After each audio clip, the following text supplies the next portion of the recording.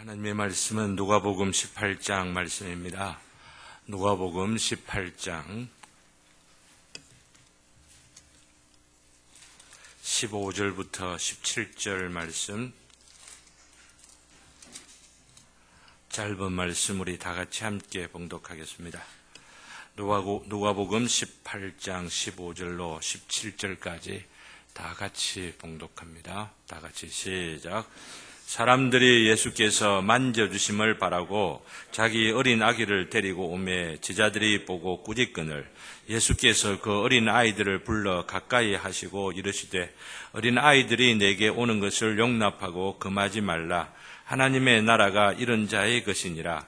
내가 진실로 너희에게 이르노니 누구든지 하나님의 나라를 어린아이와 같이 받아들이지 아니하는 자는 결단코 거기 들어가지 못하리라 하시니라. 아멘. 오늘 말씀 보면은 하나님 나라를 누구와 같이 받아들여라고 말합니까? 어린아이 같이 받아들이라고 말합니다. 어린아이는 어떻게 하나님의 나라를 받아들일까요?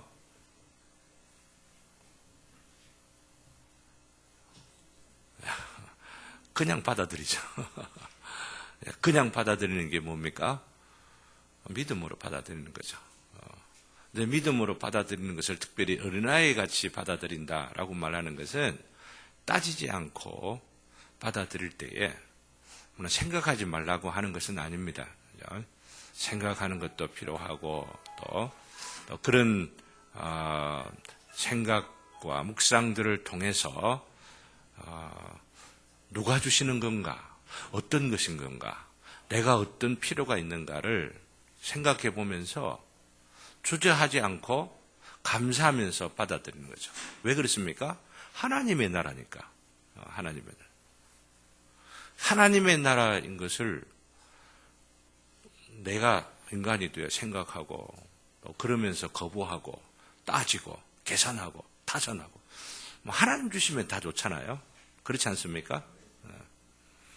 하나님의 나라는 하나님의 것이라는 것을 본능적으로 하나님께서 지각을 주셔서 깨닫게 하여 주시고 눈을 열어주시고 이거 하나님 나라야 라고 하면 아멘 할렐루야. 그게 이제 따지지 않는 거죠. 어린아이 같은 마음이 되어야만 하는데 오늘 또 수요 성경부를 위하여 나온 분들이 그런 마음으로 나오신 줄 믿습니다. 바쁜 일도 많고 세상 여러 가지 일들이 나라고 없어서 나오겠습니까? 할 일이 없어서 시간 킬링하기 위해서 이게 오셨겠습니까? 난 그렇지 않다고 생각합니다. 따지고 생각하고 자꾸만 보다 더 나은 시간 아니면은 보다 더 돈을 버는 시간, 보다 더 내가 어떻게 즐거운 시간 일하다 보면 수요일을 못해요. 요즘 그렇기 때문에 주일 예배만 드리고 일반 새벽기도 나오지 않고 수요 기도에도 나오지 않고 수요 공부에도 나오지 않고 금요 기도에 이런 거 나오질 않고 그런데도 용을 써가지고 자기 하는 일들, 자기 사업하는 일들, 자기 계획 세우는 일들은 어째 그래 용력을 내갖고 잘하는지. 하나님의 나라라고 하면은 따지지 말고 나와야죠. 그렇잖아요? 하나님의 교회에서 모임을 갖자라고 말하면은 따지지 않고 나와야죠. 그게 받아들이는 거예요. 우리들 가운데도 그렇지 않은 사람들이 종종 있는 것 같아서 마음이 아플 때가 얼마나 많은지를 모릅니다. 특별히 효과적인 부르심, 오늘 두 번째 공부를 하게 되는데 어린아이나 특별히 정신지체아, 우리 예지자매가 우리 장애우들을 위해서 참 귀한, 정말 쉽지 않은 봉사를 지금 교사로서 하고 있는데, 이런 아이들의 구원은 어떻게 되는 걸까? 이런 생각들 해본 적 있나요? 오늘 그 문제를 좀 세보려고 하는 거예요. 그죠? 성경 내지는 우리 개혁신앙은 이런 부분에 있어서 아주 구체적인 신앙의 고백들을 하고 있기 때문에 하나님께서는 지각이 아직 성숙하지 못한, 온전하지 못한 아이들, 태중의 아이들이 있다가 죽는 아이들도 있잖아요. 그죠? 그럼 그런 아이들의 결국은 어떻게 되는 걸까? 하나님께서 그런 아이들을 부르시는 것일까? 부르신다면 어떻게 부르시는 걸까? 장애인들, 특별히 정신지체로 무슨 말인가 알아듣지도 못하고 깨닫지도 못하고 이 말 하면 또 잊어버리고 치매 걸린 그런 사람들은 어떻게 되는 걸까? 궁금한 게 이런 부분들이 참 많습니다. 하나님의 부르심과 관계에서 생각을 한다면은. 그래서 오늘 이 부분을 우리가 살펴보기 전에 지난주에 우리 배웠던 것들을 잠시 한번 살폈으면 좋겠는데요. 효과적인 부르심 첫 번째, 그죠? 하나님께서 교회를 다니게 하시고 또 설교를 듣게 하시고 성경을 읽게 하시고 그러는데 지금까지 그 말씀을 듣고 또 읽기도 하고 대화를 나누기도 하면서 마음이 그냥 맹숭맹숭하고 이게 내하고 무슨 관계가 있단 말이야? 별로 깨달음도 느낌도 없이 지나가다가 어느 날 어느 순간부터 신경이 탁 곤두세워지기도 하고 머리 날이 서는 것처럼 아니면 피부의 세포가 탁 긴장하는 것 같이 나를 향하여서 무언가 관계되어지도록 자꾸만 말씀이 들려지게 되고 그렇게 깨달아지게 되어지는 바로 그 역사가 시작되는 것이 바로 효과적인 부르심의 시작이다라고 하는 겁니다. 그 이전에는 어떤 부르심입니까? 그냥 일반적인 부르심 혹은 외적인 부르심입니다. 외적인 이 귀만 울리고 공중에 파동만 일으키다가 사라져버리게 되지만은 이것이 내적으로 작용하기 시작하게 되고 내 영혼과 내 삶과 내 운명과 관계되는 말씀으로 들리기 시작하고 결국은 그렇게 들려지기 시작한 하나님의 부르심이 나를 구원에까지 이르게 하고 또 구원에까지 이르게 한 이 말씀은 영혼에까지 이르도록 부르시는 말씀. 바로 그런 부르심이 바로 효과적인 부르심이라 제 말씀을 드렸는데 나에게 지금 들려져서 내가 이끌림 바 되어 교회를 다니고 신앙생활을 하는데 나를 향한 바로 그 부르심이 과연 효과적인 부르심이냐 아니냐라고 하는 것을 어떻게 알 수 있겠어요? 어떻게 알 수 있어요? 예지자매. 예지자매는 지금 효과적인 부르심을 부름받아서 교회 생활을 하는 거예요? 신앙생활을 하는 거예요? 그걸 어떻게 알아요? 지난주를 안 와서 잘 모르죠. 그래도 이번 주에 와서 와도 너무너무 다행이고 감사합니다. 사실은 요즘 빠지는 횟수들이 조금 있어서 집에 문제가 또 아픔이 또 뭐 어떤 일인지 잘 모르지만은 또 일이 있다고 해서 나도 염려가 많아가지고 카톡으로 데이트 좀 합시다 이러면서 또 보내고 이랬는데 식사 같이 하면 이야기 좀 합시다. 그래야 그런 사정들 어려운 거 교인들 성도들이 있으면은 내 혼자 해결해야지 이렇게 하는 것보다도 목사님에게는 이야기하는 게 좋아요. 남한테 이야기를 안 할 거예요. 이래 하면 같이 기도도 해주고 무슨 일이구나 이렇게들 하면서 염려도 좀 덜 해지고 덜 하니까요. 우리가 신앙생활을 할 때에 말씀 중심, 하나님 중심, 그 다음에 교회 중심 굉장히 중요해요.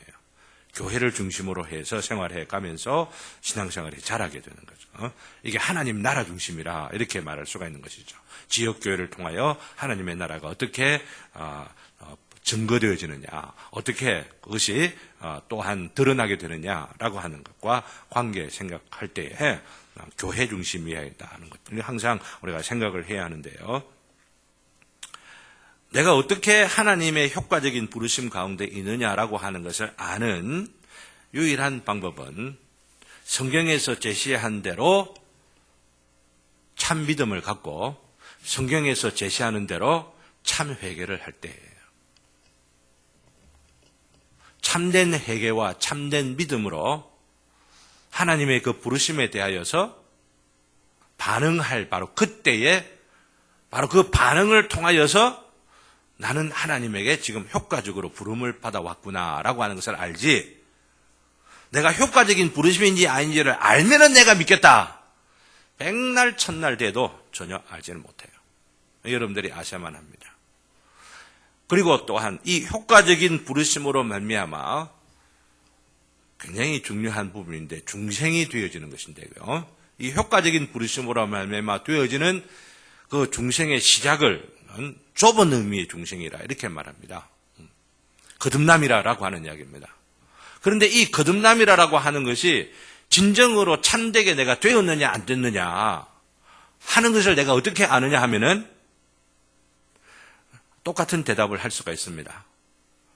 바로 하나님의 효과적인 부르심으로 말미암아 내가 좁은 의미로 순간적으로 내가 거듭나게 되었는데 이 거듭나게 된 이 일로 인하여서 일종의 회심의 과정이 시작되어진단 말이죠.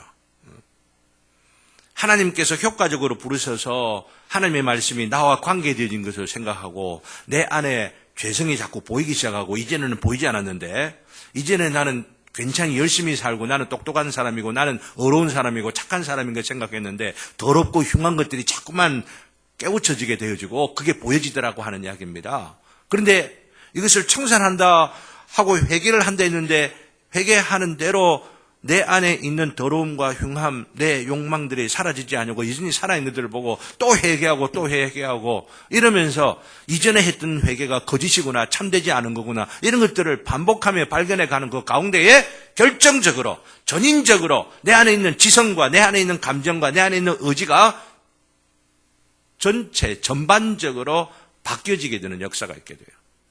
그게 무엇으로 말미암아 오느냐 하면은 내가 믿는다 하지만 믿는 것이 거짓이구나 하는 걸 깨닫고 이런 깨닫는 것 없이 진짜 처음부터 참 믿으면 참 좋죠. 그게 지금 최고로 나은 거죠.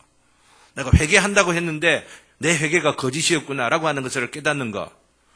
사실 이런 거짓된 믿음, 거짓된 회개 없이 처음 회개할 때부터 참되고 진실된 회개면 얼마나 좋습니까? 근데 우리 안에는 너무나도 부패에 있고 자기중심적인 것이 있어도 회개한다 하고 믿는다 하지만은 정말 진정으로 성경에서 가르친 대로 믿고 성경에서 가르친 대로 회개하지를 못하고 내 중심으로 믿고 내 중심으로 회개를 하면서 내 자신을 속이고 하나님을 속이고 사람들을 속이면서 그럴듯한 자기 의를 만들어가는 경우들이 너무나 많이 있는 것이죠. 교회 생활도 그런 경우들이 너무 많이 있어요. 그러다가 하나님께서 비춰주시는 그 빛 가운데에서 그리고 내 의지 가운데서도 하나님의 그 깨달음 가운데 진정으로 참으로 하나님을 내가 따라야 되겠구나라고 하는 것을 깨닫게 되는 이 깨달음이 나로서는 깨달을 수 없지만은 하나님께서 깨닫게 해주시는 그 깨달음을 통하여 하나님의 역사를 통하여서 하나님의 감동을 통하여 하나님의 성령의 사로잡음을 통하여서 눈이 뜨이듯이 이전에 처음 시작할 때 눈이 뜨여진 그것은 나도 모르는 가운데 뜨여진 것이지만은 나도 모르게 이전에 하나님을 무시하고 하나님 말씀 읽지 아니하고 그러다가 나도 모르게 내가 자꾸 말씀이 그리워지고 읽고 싶고 깨달아지고 내가 누구인지 이것을 좀 알아지곤 하다가 이것은 무의식적인 작용인데 어느 순간에 하나님께서 나의 심령을 잡아서 나의 거짓과 잘못과 부패함들을 깨닫게 하시면서 눈이 번쩍 뜨이게 만드는 다른 세계가 보이게 만드는 영적 세계가 보여지게 만드는 바로 그런 역사를 통하여서 나에게 변화가 오게 될 때에 그것을 넓은 의미의 중생이라 혹은 회심이라 이렇게 말합니다. 아직 내가 효과적인 부르심을 받고 있다고 하는 것을 이 참된 믿음과 회개를 하지 않으면 알 수가 없고 내가 좁은 의미로서 중생이 되어서 하나님께서 지켜주시는 그 중생이 진짜 되었는가 아닌가라고 하는 것은 넓은 의미의 중생에 이르지 아니하면 절대로 알 수가 없는 거예요.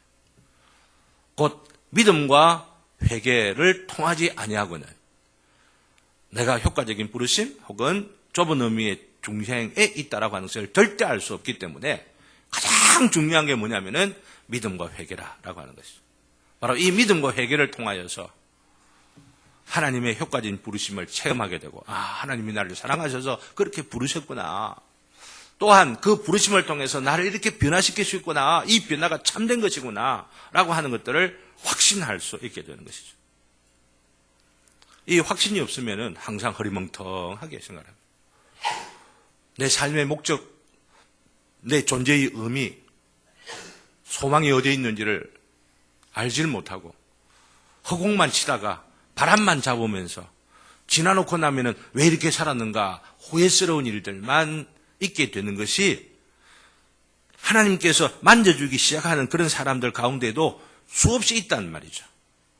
헛방치는 인생들이 그렇게 많이 있다고 하는 이야기죠. 교회는 다니고 10년, 20년, 30년 다니고 이래 해도 다닌다 하면서 자기 만족은 있는데 참된 변화를 경험하지 못하고 그 변화를 통하여 하나님과 더불어 나누는 살아있는 임재의 교제를 체험하면서 소망 가운데 주의 영광스러운 나라를 바라보며 살아가는 그런 삶이 너무너무 부족하기 때문에 그리스도인들이 마침 이 세상을 이겨야만 하는데 이기지 못하고 오히려 타협하고 세속화되어져 가고 자꾸만 세상에 굴복하고 그러면서 살아가는 교인들이 많기 때문에 교회가 너무너무 약해져 가지고 그렇기 때문에 지금 이 효과적인 부르심을 제대로 우리가 안다고 하는 것은 굉장히 중요하다라고 하는 겁니다. 이전에는 죽었던 죄와 허물로 죽어있던 자가 다른 말로 말씀드리면 전혀 죽은 자로서 하나님의 부르심에 반응할 수 없는 자가 이제는 반응할 수 있는 능력을 받았어요. 효과적인 부르심에 의하여서 깨어나게 되었다라고 하는 겁니다. 이제는 이 자유의지를 가지고 이전에는 죄만 지었던 자인데 죄만 짓게 되진 그 자유의 의지를 고쳐주셔서 하나님께서 이제는 하나님을 선택하고 하나님을 향하여 선을 행할 수 있도록 하나님을 향하여서 하나님 나를 도와주세요 이렇게 부르질 수 있고 하나님 내가 주님을 믿습니다라고 하는 그 믿음을 고백할 수 있는 그 반응의 능력을 갖게 되었기 때문에 믿지 않는다면 회개하지 않는다면 누구의 책임입니까? 나의 책임입니다. 늦게 믿으면 믿을수록 늦게 회개하면 할수록 억울한 인생이고 하나님께서 책망하시기 쉬운 바로 그런 인생이 되어지는데 바로 하나님께서 나를 구원하시기 위하여서 부르실 때에 부르심에 대하여서 이런 말씀을 들을 때마다 내가 온전히 주님 앞에 살아가는가 아니면은 겉모양으로만 살아가고 있는가 저는 여기 계신 분들은 그런 분 아닐 거라 생각하면서 이런 말씀을 드리는 것은 여러분들이 여러분 자녀를 가실 때 이렇게 가르쳐야 된다라고 하는 이야기입니다. 그냥 교회만 다녀라 이래서는 절대 안 된다고 하는 이야기예요. 친구들과 나누면서 복음에 대해 관심을 갖고 있는 사람도 있을 때 네가 그 고민하는 거 보니까 너는 구원받았어 이런 식으로가 아니고 너가 그 하는 그 고민을 가지고 끝까지 하나님의 살아계신 분들을 확인하기 위하여서 너가 진실로 참되게 결단하고 또 회개할 것 청산하면서 살아가라 라고 하는 말들을 할 수 있도록 교육을 지금 시키는 것이에요. 실제로 그렇게 교육을 시키고 혹은 양육하고 제자로 삼아서 키워가는 이런 과정들을 통하여 자기 자신이 진정으로 변화되는 그런 역사들도 경험하게 되죠. 어쨌든 복이 바로 여기서부터 시작되어진다라고 하는 것입니다. 하나님께서 우리를 깨어나게 하셔서 효과적으로 부르시기 시작하셔서 이제는 반응할 수 있는 능력도 주셨기 때문에 반응하지 않으면은 반응하지 않는 나에게 책임이 있다라고 하는 거예요. 온전하게 믿질 않냐면은 그 온전하게 믿지 못하는 것을 내가 너가 불렀지 않느냐, 내가 효과적으로 불러서 역사하셔서 내가 반응할 수 있는 능력까지 주지 않았느냐. 주님께서 채근하시면서 책망하실 그때에 할 말이 없게 된 우리들.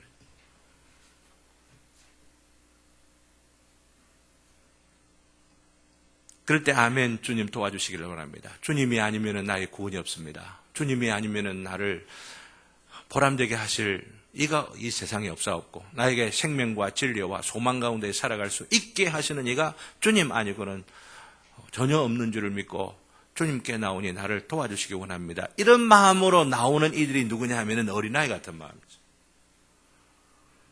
어린아이 같은 마음으로 나오는 바로 이런 자들 아니고는 하나님 나라에 들어갈 수 없느니라. 우리 주님께서 말씀하셨잖아요. 특별히 오늘 구절을 그런 식으로 적용을 시키면서 우리 자신들에게 적용하면서 또한 이 구절은 오늘 효과적인 부르심 3절에 나와 있는 내용과 관계시켜서 말씀을 나누게 된다면은 바로 앞에 말씀드렸던 어린아이 경우에 생각이나 지성이나 또 의지, 감정 이런 것들이 제대로 갖춰지지 아니하는 어린아이의 경우에는 어떻게 하나님께서 부르시는가? 또 정신장애에 있는 그런 사람들의 경우는 어떻게 하나님께서 부르시는가 하는 것을 정리해 놓는 3절, 세 번째 절을 같이 한번 읽어보고 잠시 또 공부 마무리를 하도록, 정리를 하도록 그렇게 하겠습니다. 다 같이 읽습니다. 시작. 유아 때 죽은 택함 받은 아이들은 그리스도에 의해 원하시는 때와 장소와 방식을 따라 일하시는 성령으로 말미암아 거듭나고 구원받는다. 이것은 말씀의 사역으로 외적 소명을 받기가 불가능한 비택자들에게도 해당된다. 자, 여기서 보면은 거듭나고 구원받는 게 말씀을 듣고 거듭납니까? 말씀을 듣지 않고 거듭납니까?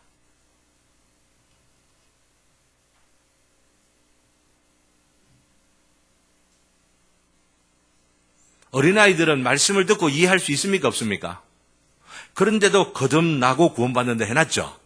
그죠? 그러면 이 어린아이들이 말씀을 듣고 이해하고 깨달을 수 있는 나이가 되기 이전에 한 1살 혹은 3살, 4살 되는 그런 아이들도 구원받고 거듭나고 구원받는다 해놨거든요. 그죠? 그럼 그 아이들은, 아니면 태중에 있는 그 아이들은 말씀을 듣고 거듭납니까? 아니면 말씀을 듣지 않고도 거듭난다고 했습니까? 말씀을 듣지 않고도 거듭난다 이렇게 해놨어요. 그죠? 똑같은 원리로 지금 말씀의 사역으로 외적 소명을 받기가 불가능한 비택자들, 영원전에 택함을 받았는데 택함을 받은 그 사람들이 이 땅에 태어났는데 불구로 태어나, 정신적 지체로 태어나. 우리 누님 같은 경우입니다. 저희 누님이 뱃속에서부터 6.25 때 그 어머니가 비센당하고 공산당에 쫓겨다니고 막 이렇게 하면서 고문당하고 막 이렇게 해놓으니까 너무 정서적으로 이 뱃속에서 고통을 많이 당한 거예요. 우리 어머니만 아니고 저희 누님입니다. 그러니까 정상적으로 자라지를 못하는 거죠.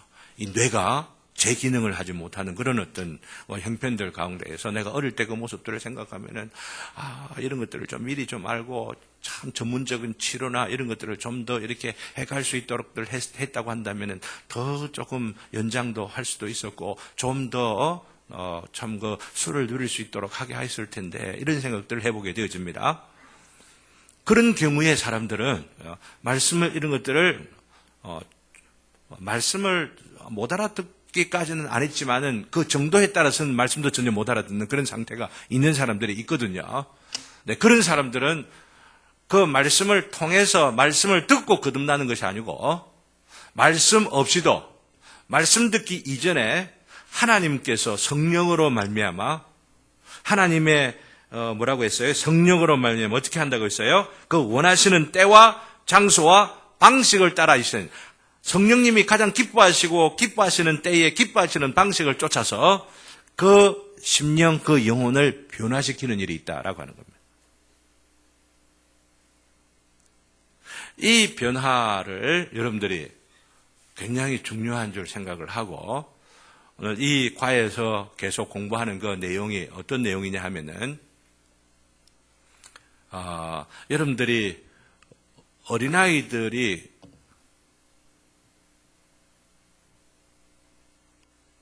가령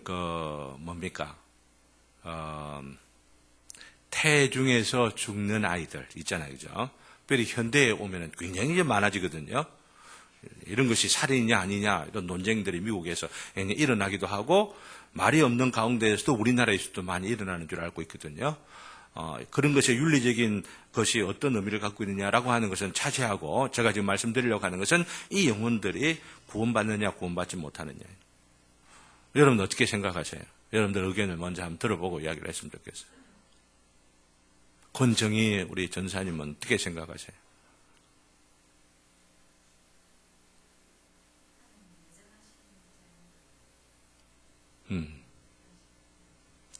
당연히 그렇죠. 하나님께서 구원하기로 예정한 자녀들이라고 한다면은 어떠한 모양으로 죽임 당한다 할지라도 어떤 나이에 그 죽는다고 할지라도 구원을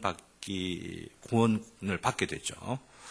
근데 그 구원을 받기 위해서는 거듭나야만 하는 거거든요. 거듭나지 않으면 하나님 나라에 들어갈 수 없는 거기 때문에. 근데 이 거듭남이라고 하는 것이 태아나 유아들의 경우에는 하나님께서 말씀 없이도 말씀을 듣기 이전에 거듭나게 하시는 역사가 있다라고 하는 것이죠. 사실은 우리 안에 하나님께서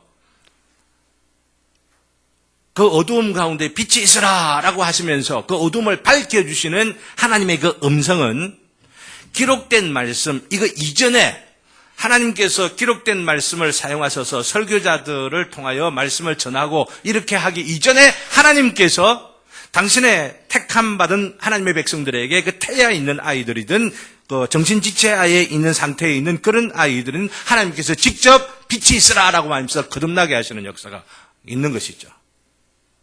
이게 시작입니다. 이게 효과적인 부르심의 시작이라는 거죠. 곧 다른 말로 말씀드리면 어린아이들도 말 알아듣지 못하는, 사람의 말, 어른들의 말을 알아듣지 못하는 이 어린 영혼들도, 정신지체 아이들도 하나님께서 직접 부르셔서 당신의 백성으로 삼으신 태초에 예정된 자들은 하나님께서 직접 부르셔서 그 영혼을 변화시키는 역사가 있다라고 하는 것입니다. 이런 역사가 태아나 유아들 경우에, 그리고 또 여기 정신체의 경우에들 있기 때문에 우리 주님께서 말씀하시기를 이런 어린아이들이 내게로 나오는 것을 금하지 말라라고 했죠. 왜냐하면 하나님 당신의 백성이기 때문에, 당신의 자녀이기 때문에. 그리고 정신체 아이들에게도 세례를 줄 수 있는 겁니다. 우리 예지자매한테 물어보고 싶어. 정신지체의 지금 아이들을 지금 이렇게 교육시키고 이러는 것 가운데에 그 아이들이 참 믿음을 갖고 있는가 아닌가라고는 어떻게 알 수가 있겠어요?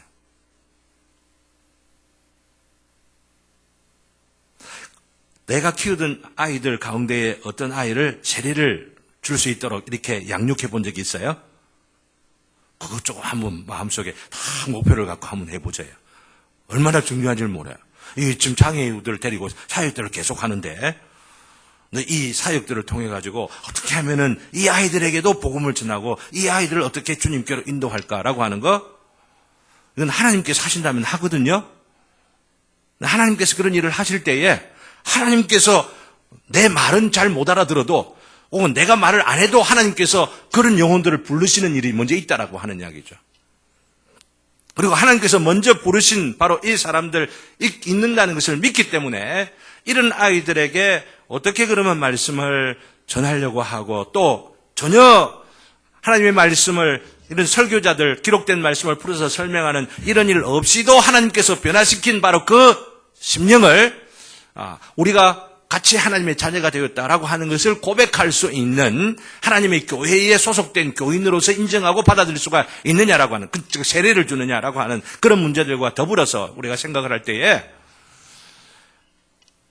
전혀 말을 알아듣지 못하는 그런 상태에 있는 사람들에게도, 또 그리고 특별히 어린아이의 경우에도 하나님께서 직접 변화를, 하나님의 그 음성을 통하여, 이 기록된 말씀의 설명을 통한 음성이 아니라 직접 창조적인 그 음성, 이 세상 만물을 창조하실 때의 그 음성으로 영혼을 거듭나게 하시고 영혼을 부르시는 바로 그 역사가 있게 되어지는데, 그 일이 있고 나서 그 아이가 어릴 때 죽지를 아니하고 나이가 들어서 하나님께서 죽도록 그 수명을 정하여 놓으신 바로 그 자람이, 성숙함이, 성장이 있다라고 한다면은 하나님께서 그런 성장의 과정들 가운데는 기록된 이 말씀들을 통하여서 지성과 의지와 감정이 자라면서 그 자람을 통하여서 믿음이, 그리고 회개가 반응으로 일어날 수 있도록 하게 하신다라고 하는 것입니다.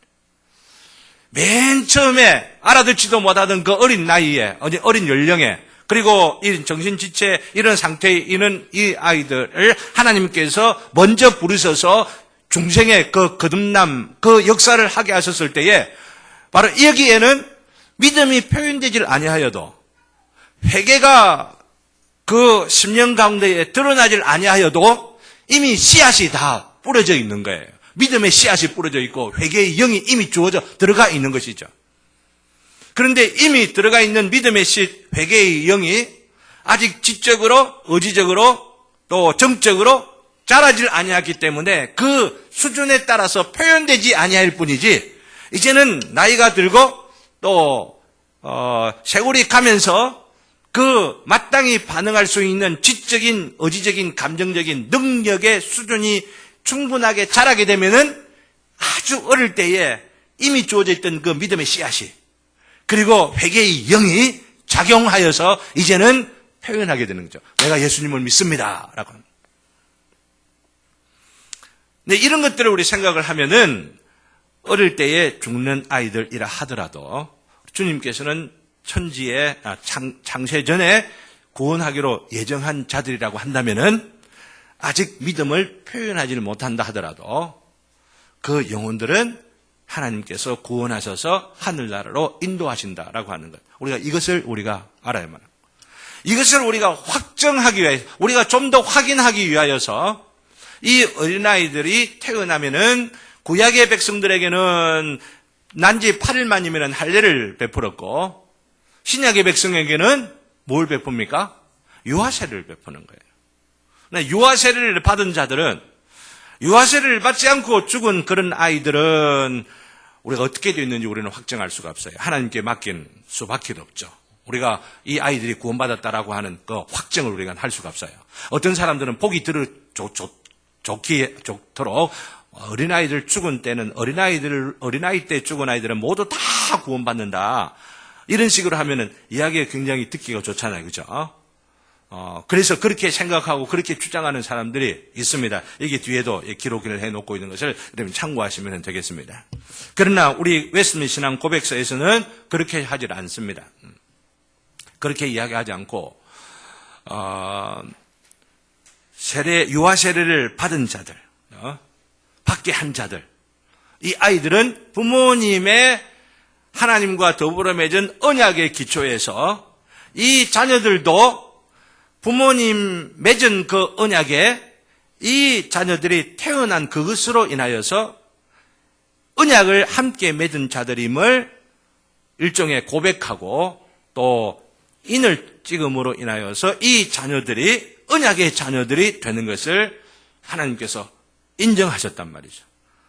믿는 자들의 그 부모, 어느 쪽 한쪽 부모만 믿는다 하더라도 그 부모의 믿음으로 인하여서 이 자녀들이 언약에 참여한 것으로 인정해 주는, 그리고 도장을 찍어주는, 인을 쳐주는 바로 이것이 성경에서 가르치는 바인 것을 우리가 알고, 그래서 유아세를 받는 자들은 이 아이들이 어릴 때 교통사고를 당했다든지 불의의 사고로 인하여 죽임당했다든지 아직 그 믿음이 분명하게 드러나질 아니하고 이래 해도 그 언약에 기초하여서 이 자녀들은 다 구원함을 받았습니다. 천국에 갔습니다. 이렇게 이야기를 할 수가 있는 거죠. 그러면 유아세례 받지 않는 아이들은 어떻게 될 것이냐라고 하는 것은 we don't know. 하나님만 아신다. 이렇게들 해야만 하지 그 아이들이 천국에 갔다 혹은 지옥 갔다 이런 이야기는 절대 우리가 확정적으로 할 수 없다고 하는 것을 우리가 알고 있으면 좋겠다 생각을 합니다. 그 뒤에 있는 내용들을 우리가 살펴보면은 특별히 개혁신앙의 경우는 모두 다 가령 예를 들어서 어릴 때 죽은 모든 아이들이 다 천국에 간 것이 아니다. 이렇게 이야기를 하면 굉장히 냉정한 것처럼, 냉혹하게 여겨지는 것처럼 생각되어져도, 저기 뒷페이지, 2페이지를 한번 뒤쪽 한번 보세요. 그 위쪽에 보면은,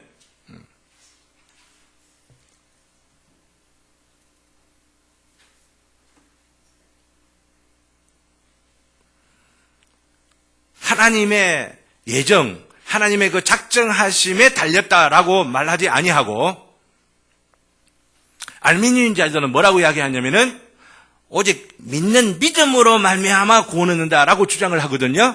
인간의 의지를 가지고 믿는다고 고백해야만 구원을 얻는다라고 말하는데 생각해 보세요. 이 어린아이들이 그런 고백을 할 수 있나요? 그러면 전혀 고백을 하지 못하죠? 고백을 하지 못하면은 그러면 이 아이들은 구원 얻지 못한다고 이야기할 수가 있느냐? 더 잔인하죠.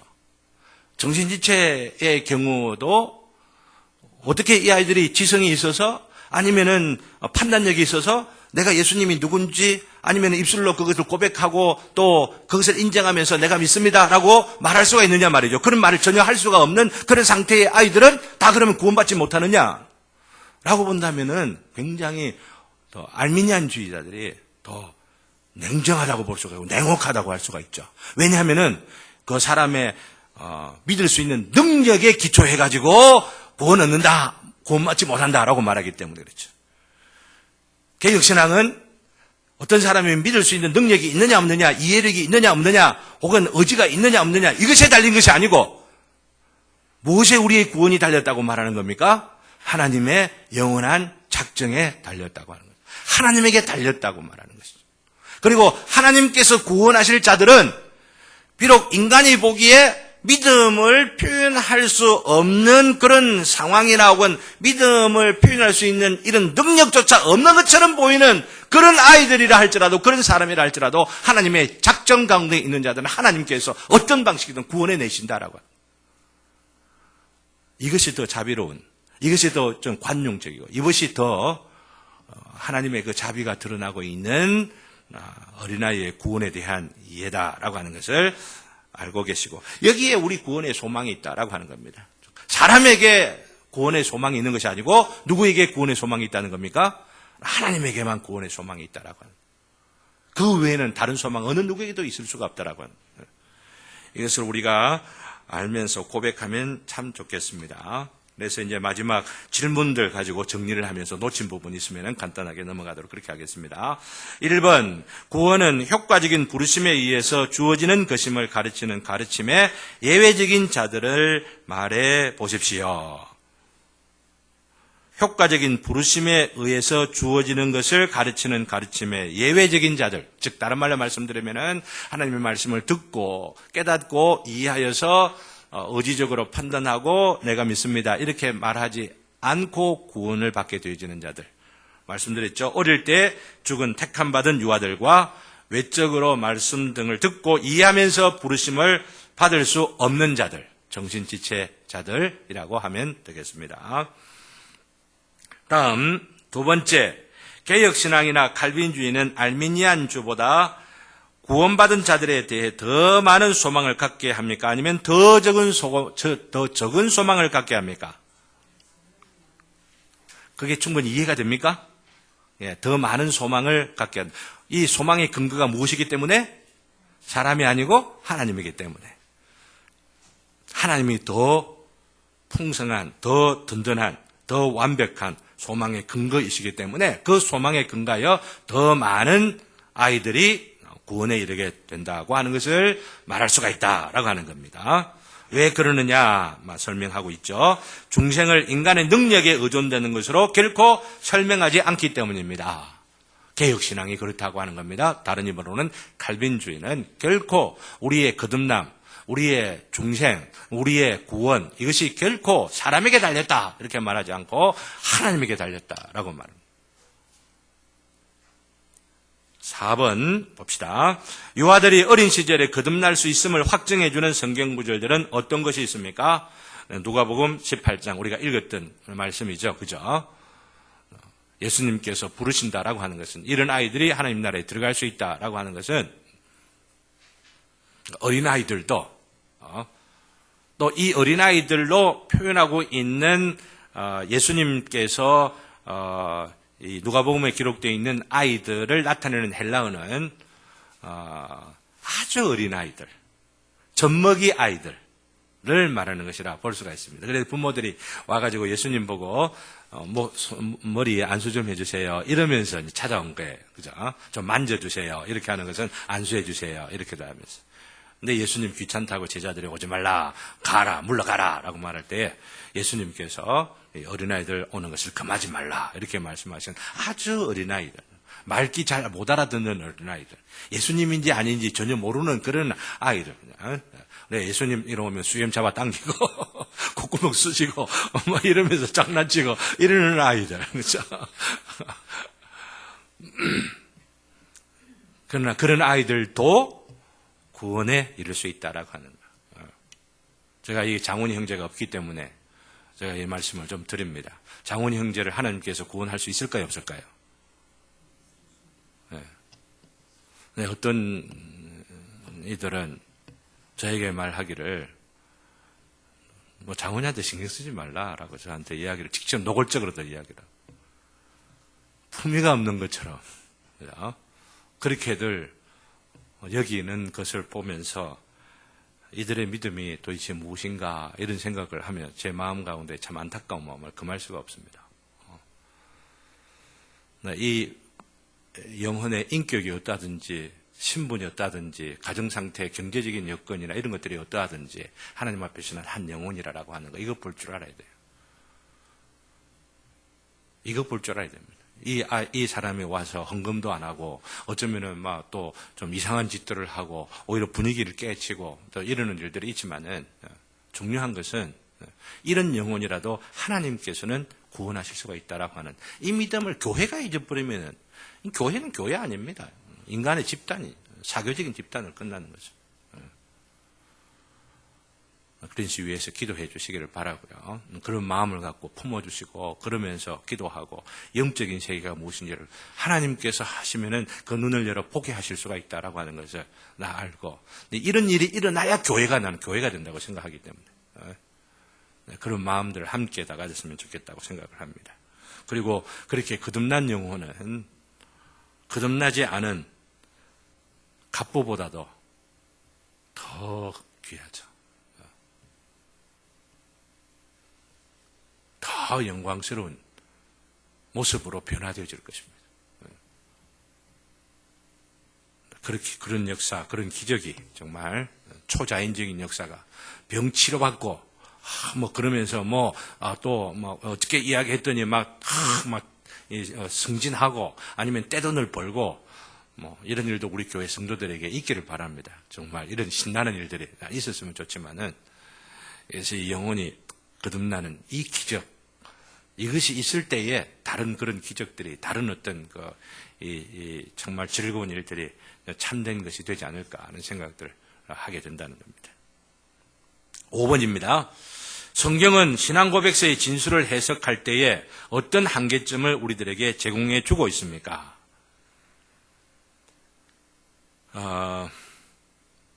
아까 어떤 한계점이라고 하는 것은 어린 시절에 죽은 모든 유아들이 다 선택된 자들이에요. 다른 말로 이야기하면은 모든 어린아이들이 어릴 때 죽은 모든 어린아이들이 다 구원받았다. 이렇게 말하지는 않는다라고 하는 이야기입니다. 하나님께서 선택한 자녀들, 하나님께서 구원하기로 작정한 자녀들, 그 어린 영혼들입니다. 모든 모든 어린아이들 하나님께서 다 구원하셨는지 그랬으면 참 좋겠어요, 사실은요. 그렇지만 우리는 그걸 알 수가 없다는 거죠.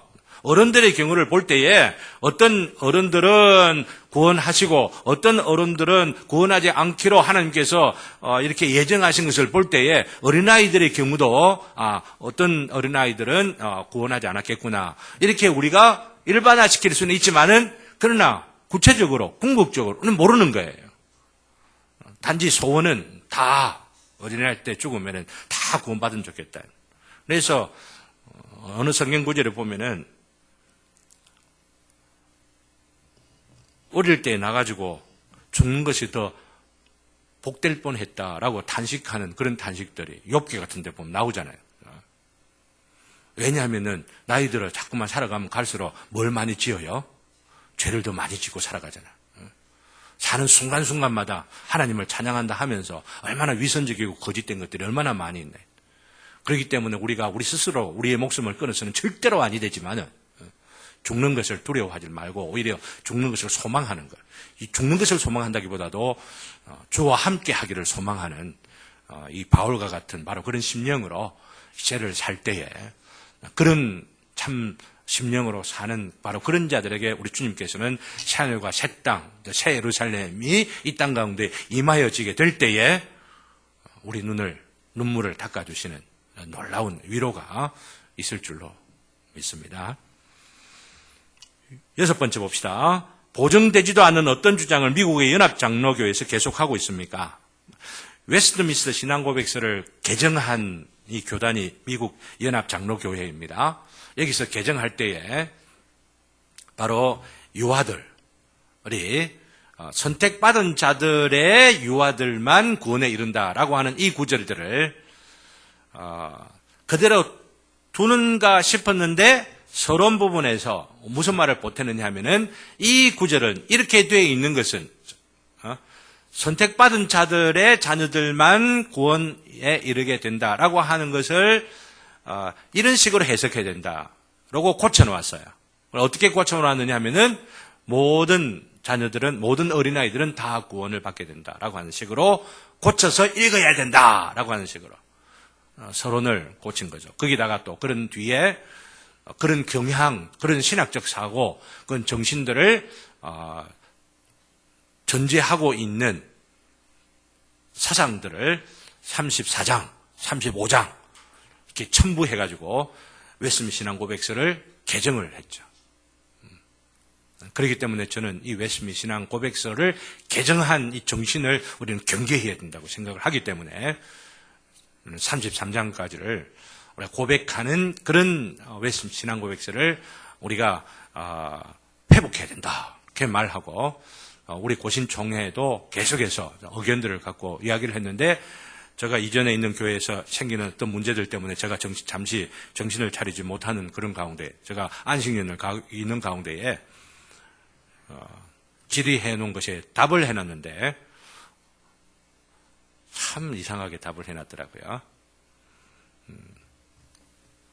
1948년도에 SFC라고 하는 단체가 있는데 거기서 강령이 있습니다. 여기 우리 강령 오늘 주보를 볼 텐데 이 강령 뒤에 보면은 우리는 전통적 웨스민스터 신앙 고백서라고 하는 표현이 나오지 않습니까? 이 전통적이라는 말의 뜻이 어떻느냐라고들 하니까 교수위원회를 통해 가지고 이렇게 연구해 가지고 발표하도록 해라라고 했더니 뭐라고 나왔느냐 하면은 33장, 35장 뭐 이것하고는 전혀 34장, 35장 이런 것하고는 관련해갖고 이야기를 하지 아니하고 전통적이라고 하는 것은 아주 오래되었거나 아니면은 1905년도에 개정되기 그 이전의 것이라는 두 가지 의미가 있기 때문에 반드시 개정되기 이전에 신앙고백서를 말한다라고 말할 수가 없다라고 이야기를 해놓은 거예요. 결론을 내려놓은 거예요.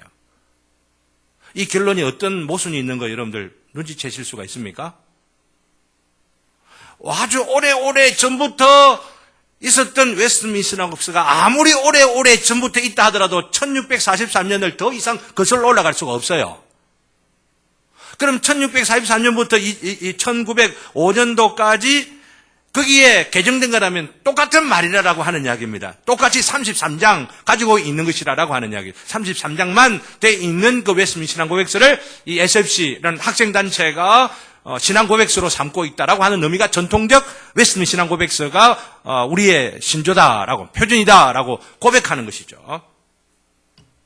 그런데 말을 애매하게 돌려놓은 거 보십시오. 1905년도 이전 것이라고 하는 의미와 아주 옛날 것이다라고 하는 그런 의미를 전통적이라는 말이 담고 있다. 그러니까 1905년 이전에 33장이라고 하는 것은 나와 있기 때문에 1905년도 이전에 있는 것이라고 하는 것과 또 다른 의미가 있으면 그것 아닌 또 다른 의견이 있는 것처럼 생각하지만 또 다른 의견이 있지 않다고 하는 또 다른 웨스민스터 신앙고백서가 있지 않다라고 하는 이야기입니다. 두 가지를 말하지만 그 두 가지는 다 무엇을 구체적으로 가르치느냐 하면은 바로 33장까지만 있는, 즉 변질되지 아니한 것, 개정되지 아니한 것, 원래의 웨스민스터 신앙고백서 그것을 말하는 것인데 말을 그렇게 돌려가지고 사람을 속이고 있는 것을 보면서 이 문제도 다시 한번 총회에 거론해서 기어이 수정되도록 해야 되지 않을까 이런 생각들을 하는데 위해서 기도해 주시기를 바라고요. 이게 하나하나 우리의 그 신앙의 그 정통성을 지키는 데 있어서 이런 것 하나의 조그마한 변질이 큰 변화, 변질에까지 이르게 되지고 결국은 교회가 너무나도 나약해지는 그런 어떤 모습에까지 이르게 되는 것을 우리가 알고 가볍게 여기지 않았으면 좋겠다는 생각을 합니다. 7번, 이런 잘못된 주장에 대하여 성경은 어떻게 강조하고 비판하고 있습니까? 모든 이들이 영원한 저주에 이르게 될 죄책을 갖고 있기 때문에 그렇게 되는 것이 정당하다라고 하는 겁니다. 즉 어린아이들도 사람이라면은 죄 가운데 태어나고 장애인들도 죄 가운데 다 태어나기 때문에 그 죄 가운데 태어난 어린아이들을 장애인들을 구원하시고 안 하시고 하는 것은 하나님께 달렸다라고 합니다. 구원받지 못하는 것은 자기들의 죄 때문에 구원받지 못하는 것이요.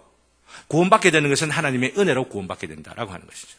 이게 우리 하나님께 구원이 달려있다라고 하는 말의 핵심적인 의미라 할 수 있습니다. 그리고 8절. 신자들의 모든 유아들은 반드시 선택받은 자들이라고 말할 수가 있습니까? 어느 누구도 신자의 자녀들이라는 것만으로는 선택받은 자들임을 보증하지 않습니다. 신자들의 자녀들이라는 그것 때문에가 아니고 신자들이 하나님의 언약에 참여한 그 언약에 참여한 표를 가져야만 어릴 때에 다른 유아세를 받아야 된다라고 하는 겁니다. 유아세를 받는 자들을 우리가 구원받은 자들이라 어릴 때 죽으면 말이죠. 그리고 어릴 때 죽지를 아니하면은 바로 언약에 참여한 자로서 보여줘야 할 믿음의 표, 회개의 표를 나타낼 바로 그때에 하나님의 자녀구나. 자기들이 나는 하나님을 믿습니다. 예수님을 믿습니다. 나는 죄인입니다. 이것을 고백할 때까지 나이가 됐는데도 불구하고 그런 성숙한 연령이 됐는데도 불구하고 그런 고백이 있질 아니하면은 아직 구원에 이른 자가 아니다. 이렇게 이야기를 할 수. 그런 자들을 위하여서 어린 아이들을 위하여 회심에 이르도록 우리가 기도하고 부단히 기도하고 저들을 양육해 가야 할 책임이 또 우리에게 있다는 것을 알아야만 알 것입니다. 목사 아들이라고 내가 그것을 쏟고 살았거든. 제가 목사 아들이기 때문에 난 자동적으로 난 구원받은 자라고 생각을 해왔었는데 그렇지 않다라고 하는 거예요. 깨닫게 되어져. 참 그 깨닫게 되어진 이걸 생각하면 내가 이런 이야기를 합니다. 스님의 자녀로 태어난 사람과 목사의 자녀로 태어난 사람이 누가 더 구원받을 기에 확률적으로 높습니까? 많은 사람들이 목사의 자녀로 태어난 사람들이 구원받을 확률이 더 높다라고 이야기하는데 난 똑같아. 똑같습니다.